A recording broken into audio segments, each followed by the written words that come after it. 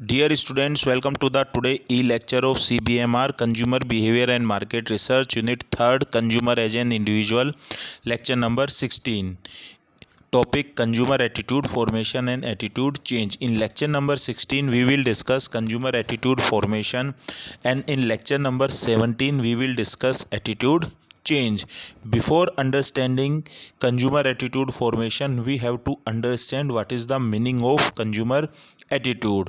कोई भी इंडिविजुअल जो किसी भी प्रोडक्ट या सर्विस के लिए पॉजिटिव एटीट्यूड रखता है तो उसके उस प्रोडक्ट को परचेज करने के चांसेस ज़्यादा हो जाते हैं। इसी वजह से कंज्यूमर एटीट्यूड की स्टडी है वो मार्केटर के लिए इम्पोर्टेंट है। जैसे कि किसी का एलजी के लिए एटीट्यूड पॉजिटिव है, एलजी कंपनी के लिए, तो एलजी के प्रोडक्ट्स परचेज करेगा। किसी का मारुति की गाड़ियों के लिए एटीट्यूड पॉजिटिव है तो वो मारुति की गाड़ियां परचेज करेगा। किसी की टाटा की गाड़ियों के लिए एटीट्यूड पॉजिटिव है तो वो टाटा की गाड़ियों को ही परचेज करेगा। किसी का सॉफ्ट ड्रिंक के लिए एटीट्यूड पॉजिटिव है तो वो सॉफ्ट ड्रिंक पिएगा।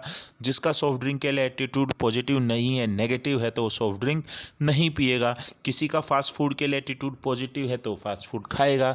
जिसका फास्ट फूड के लिए एटीट्यूड नेगेटिव है कि ये हेल्थ के लिए हैजार्डियस होते हैं, सही नहीं है, तो वो फास्ट फूड नहीं खाएगा।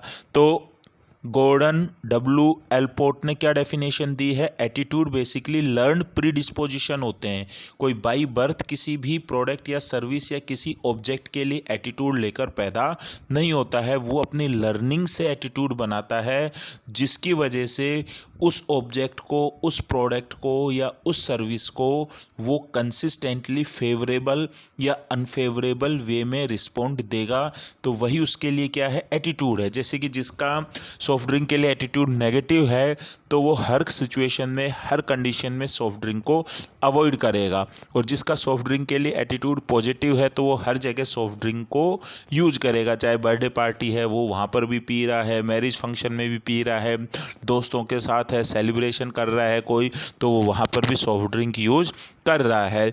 तो कंज्यूमर बिहेवियर के पॉइंट ऑफ व्यू से कंज्यूमर एटीट्यूड का मतलब क्या होगा कि कंपनी के प्रोडक्ट्स या सर्विस या कोई भी 4P का एलिमेंट, चाहे वो प्रोडक्ट हो, प्राइस हो, प्लेस हो, प्रमोशन हो, उसके लिए फेवरेबल या अनफेवरेबल की जो फीलिंग होती है कंज्यूमर्स की, उसे ही हम क्या बोलते हैं? कंज्यूमर एटीट्यूड बोलते हैं। स्किफ मान ने क्या डेफिनेशन दी है?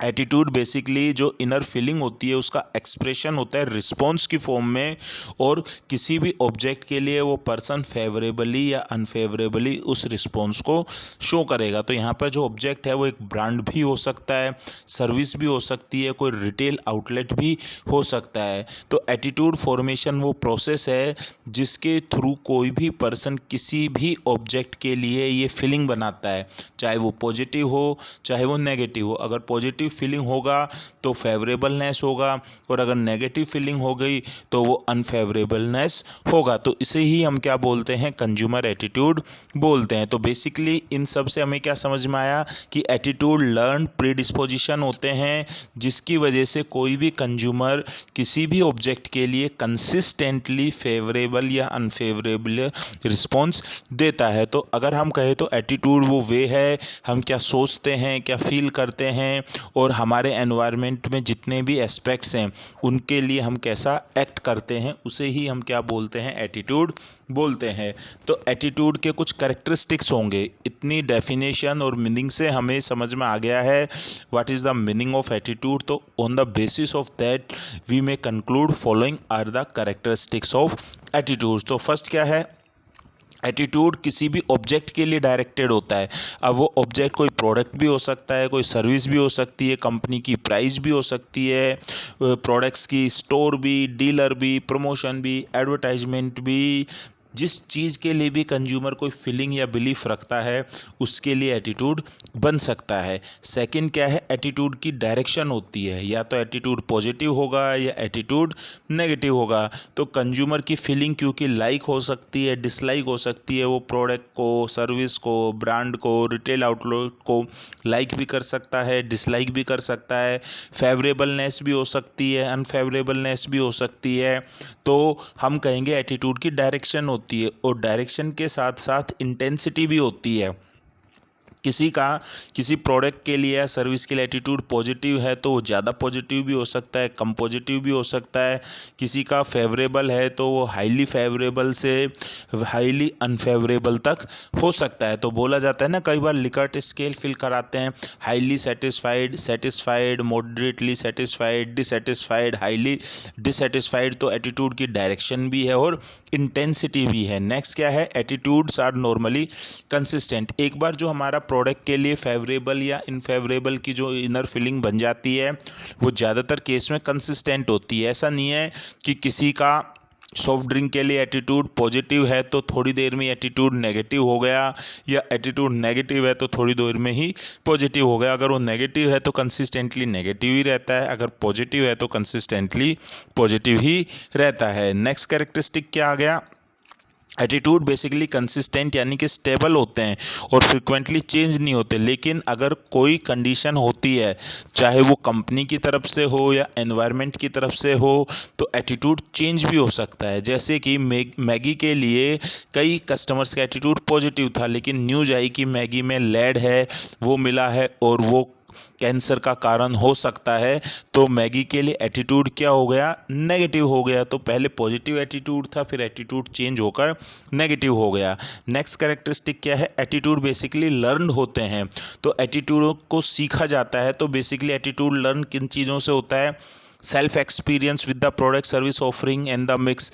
आपने खुद प्रोडक्ट प्राइस प्लेस प्रमोशन का सेल्फ एक्सपीरियंस लिया है। आप खुद इंडियन एयरलाइंस की फ़्लाइट से एक डेस्टिनेशन से दूसरी डेस्टिनेशन की तरफ गए तो आपका इंडियन एयरलाइंस के लिए एटीट्यूड बन सकता है, चाहे पॉजिटिव हो चाहे नेगेटिव हो। आपने मारुति की गाड़ी परचेज की, उसे यूज किया, तो आपका मारुति की गाड़ी के लिए एटीट्यूड बन सकता है, चाहे पॉजिटिव हो चाहे नेगेटिव हो। तो ये एटीट्यूड का फॉर्मेशन किसके बेस पर हुआ, सेल्फ एक्सपीरियंस के बेस पर। सेकंड क्या है, इंटरेक्शन विद अदर पीपल, चाहे वो फैमिली मेम्बर्स हों, फ्रेंड्स हों, पीयर्स हों या फिर कलीग्स हों। जैसे कि फॉर एग्जांपल आप फर्स्ट टाइम बाई एयर जाना चाह रहे हो, तो आपका एक फ्रेंड है वो फ्रिक्वेंटली बाई एयर ट्रैवल करता रहता है, तो उसने इंडियन एयरलाइंस की बड़ाई की तो आपका इंडियन एयरलाइंस के लिए एटीट्यूड पॉजिटिव बन गया। उसने इंडियन एयरलाइंस की बुराई की तो उसके लिए आपका एटीट्यूड नेगेटिव बन गया। आप फर्स्ट टाइम कोई कार परचेज करना चाह रहे हो, आपके फ्रेंड के पास मारुति की गाड़ी है, उसने उसकी बड़ाई की तो आपका उसके लिए एटीट्यूड पॉजिटिव बन गया। और आपने उसकी बुराई की, उसने उस प्रोडक्ट की बुराई की तो आपका उस प्रोडक्ट के लिए एटीट्यूड नेगेटिव बन गया। नेक्स्ट क्या है, इन्फॉर्मेशन, जो कि मार्केटर है वो एडवर्टाइजमेंट प्रमोशन के थ्रू देता है, डीलर या सेल्स पर्सन से, तो इनसे भी आपका एटीट्यूड बन जाता है। जैसे कि फॉर एग्जांपल आपने टाटा की गाड़ी की ऐड देखी, ग्लोबल एनकैप में 5 स्टार रेटिंग मिली है, तो ये इन्फॉर्मेशन मार्केटर ने प्रोवाइड कराई तो आपका टाटा की गाड़ी के लिए एटीट्यूड पॉजिटिव बन गया। या फिर आपने मारुति की गाड़ी देखी कि इंडिया की सबसे ज़्यादा एवरेज या फ्यूल एफिशिएंट गाड़ी, तो आपका मारुति की गाड़ी के लिए एटीट्यूड पॉजिटिव बन गया। तो ये आपको इन्फॉर्मेशन से मिला।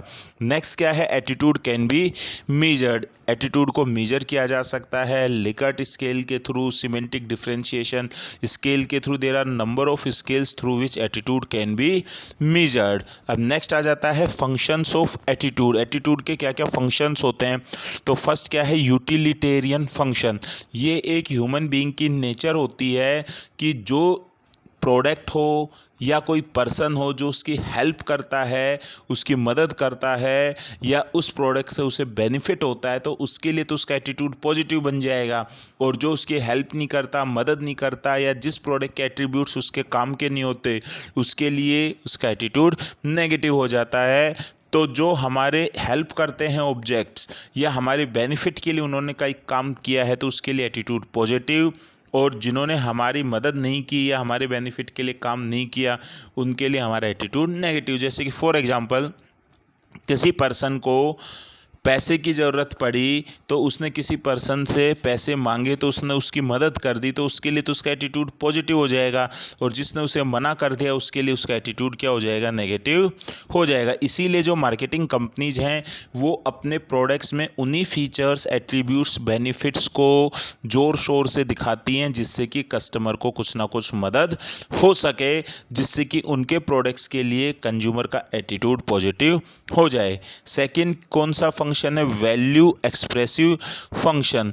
हमारे अंदर वैल्यूज़ होती हैं, मूल्य होते हैं, वो हमारी अपब्रिंगिंग से या फिर हमारे सीनियर से या फिर हमारे एक्सपीरियंस से हमको मिलते हैं। तो उन वैल्यूज़ की वजह से हमारी बिलीव्स बनती हैं और वही बिलीव्स हमारे एक्शन में शो होते हैं, जिसे कि हम क्या बोलते हैं, एटीट्यूड बोलते हैं। जैसे कि फॉर एग्जांपल कोई पर्सन ये विश्वास करता है, बिलीव करता है कि एरेटेड ड्रिंक्स हैं वो हेल्थ के लिए बैड हैं, तो वो उन्हें अवॉइड करेगा। तो उसने अपनी ये जो बिलीव थी उसको एटीट्यूड के थ्रू एक्सप्रेस किया और वो इन प्रोडक्ट्स को क्या कर रहा है, अवॉइड कर रहा है। नेक्स्ट क्या है, ईगो डिफेंस फंक्शन। हम ज़्यादातर उन प्रोडक्ट्स के लिए एटीट्यूड पॉजिटिव बनाते हैं जो कि हमारी सेल्फ इमेज को सेफ गार्ड करते हैं। जैसे कि प्रोडक्ट हैं, कॉस्मेटिक्स हैं, फैशनेबल क्लोथ्स हैं या अदर पर्सनल केयर प्रोडक्ट्स हैं, जैसे डिओड्रेंट्स है, माउथ वॉशेज है, टूथपेस्ट है। ये हम क्यों परचेज करते हैं, क्योंकि हमारी ईगो डिफेंस एटीट्यूड को अपील करते हैं। तो मार्केटर है अपनी एडवर्टाइजमेंट में इन्हीं ईगो डिफेंस नीड को कैटर करते हैं और अपने प्रोडक्ट्स के लिए एटीट्यूड बनाने की कोशिश करते हैं। तो जितने भी एडवर्टाइजमेंट है, चाहे वो स्किन केयर से रिलेटेड हो, माउथ वॉश से रिलेटेड हो, डिओड्रेंट से रिलेटेड हो, वो सब इस कैटेगरी में आते हैं। और लास्ट क्या है, नॉलेज फंक्शन। ये ह्यूमन बीइंग की टेंडेंसी होती है कि वो क्यूरियस होता है और वो नॉलेज इन्फॉर्मेशन चाहता है, तो वो नई नई चीज़ों को सीखना चाहता है। तो जिस प्रोडक्ट्स की उसे डिटेल नॉलेज मिल जाती है उसके लिए उसका एटीट्यूड पॉजिटिव हो जाता है, और जिसके लिए उसे डिटेल इन्फॉर्मेशन नहीं मिलती उसके लिए उसका एटीट्यूड नेगेटिव हो जाता है। और वो जो डिटेल इन्फॉर्मेशन अगर उसके काम की है तो एटीट्यूड पॉजिटिव होगा।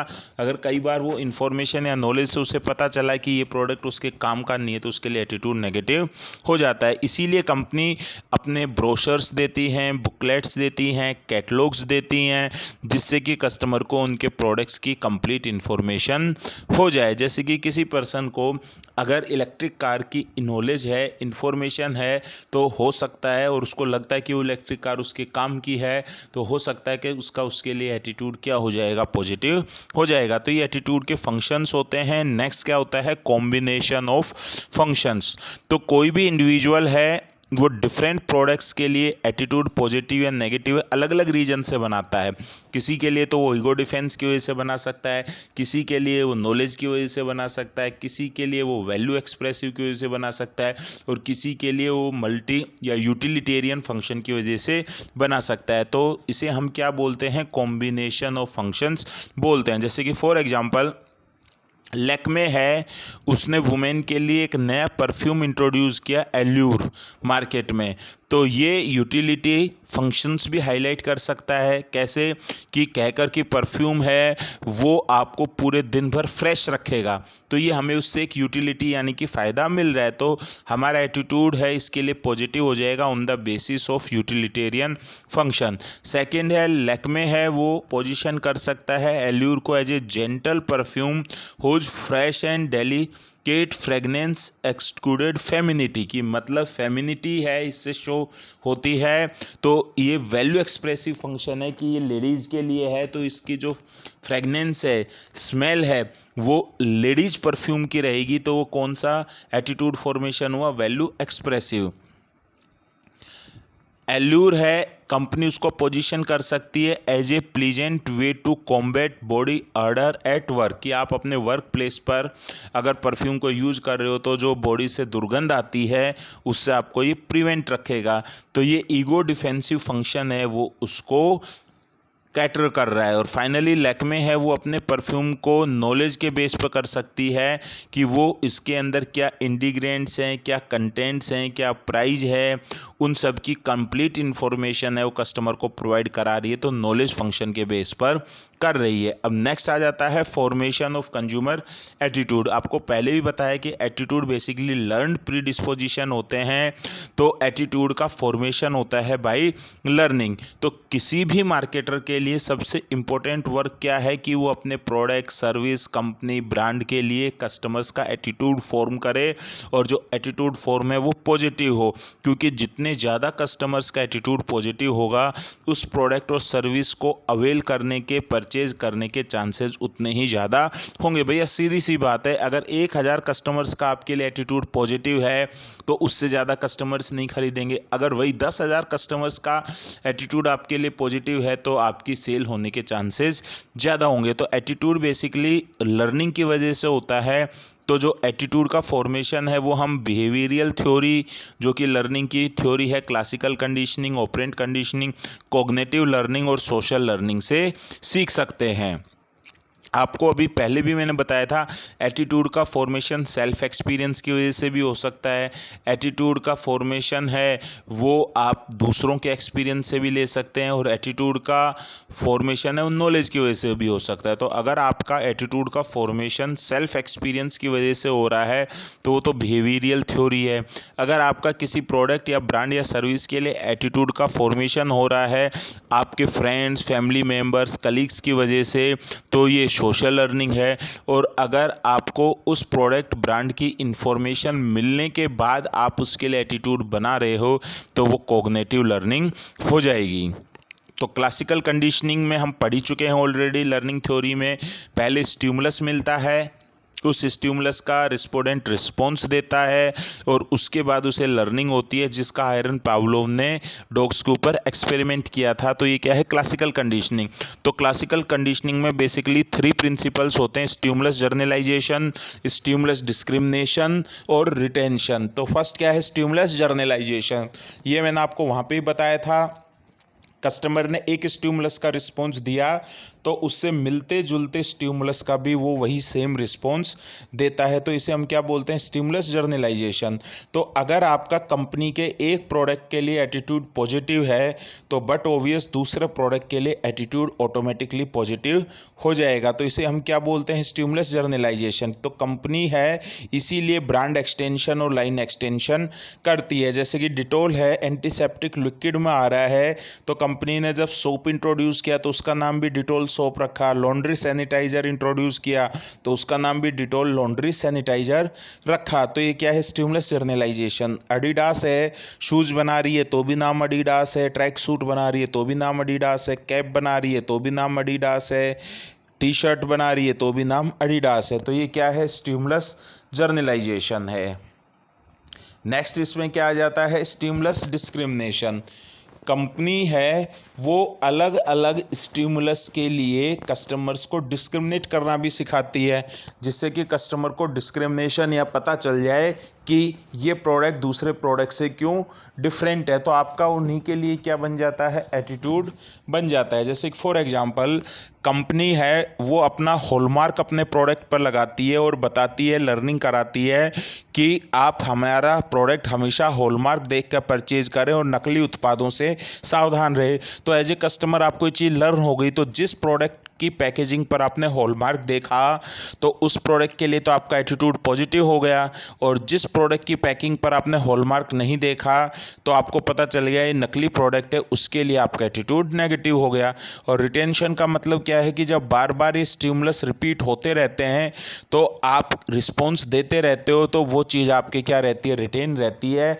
तो उसी वजह से आपका एटीट्यूड या तो कंसिस्टेंटली पॉजिटिव बना रहता है या फिर कंसिस्टेंटली नेगेटिव बना रहता है। सेकंड क्या आ जाती है, इंस्ट्रूमेंटल कंडीशनिंग, जो कि स्किनर ने दी थी। इसमें पहले कस्टमर रिस्पॉन्स देता है, फिर उसका उसे स्टिमुलस मिलता है, उसके बेस पर वो डिसाइड करता है कि उसे आगे एटीट्यूड कैसा बनाना है या आगे उसे रिस्पॉन्स कैसे देना है। तो कई बार हम है ऑन द स्पॉट परचेज करते हैं, या हम पहले से कोई डिसाइड नहीं होता है और आपने एकदम से इम्पल्स बाइंग की और वो प्रोडक्ट या सर्विस आपको अच्छा लगा तो आपका उसके लिए एटीट्यूड पॉजिटिव बन जाएगा, और अगर वो प्रोडक्ट या सर्विस अच्छा नहीं लगा तो आपका उसके लिए एटीट्यूड नेगेटिव बन जाएगा। जैसे कि आप इवनिंग में सिटी में घूम रहे थे, तभी आपने एक नया रिटेल आउटलेट देखा और आप वहाँ चले गए, तो आपने पहले रिस्पॉन्स दिया, वहाँ पर आपको अच्छी क्वालिटी के प्रोडक्ट्स मिले, प्राइस रीजनेबल बनी, तो आपका उस रिटेल आउटलेट के लिए एटीट्यूड पॉजिटिव बन गया। या आप शाम को घूम रहे थे, आपने देखा नया रेस्टोरेंट ओपन हुआ है